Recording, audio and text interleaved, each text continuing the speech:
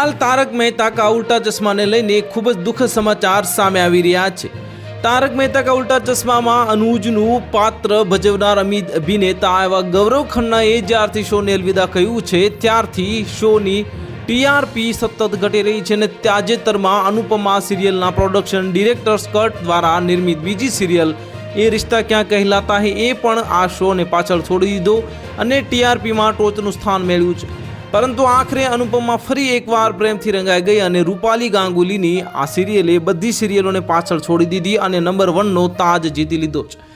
અનુપમામાં ચાલી રહેલી આ રાહી અને પ્રેમની જે પ્રેમ કથા ફરી એકવાર દર્શકોએ આકર્ષિત કરી રહી છે અને હાલમાં આ શોનો ટીઆરપી 2.2 છે અને અનુપમાની સાથે સ્ટાર પ્લસ જોને ઉડને કી આશા પણ 2.2 રેટિંગ સાથે નંબર 1 પર છે।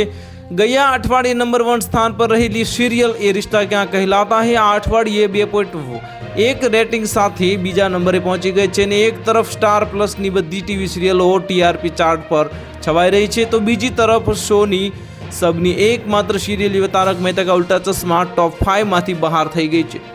અમિતાભ બચ્ચનની કૌન બનેગા કરોડપતિની હાલત પણ ખૂબ જ ખરાબ છે।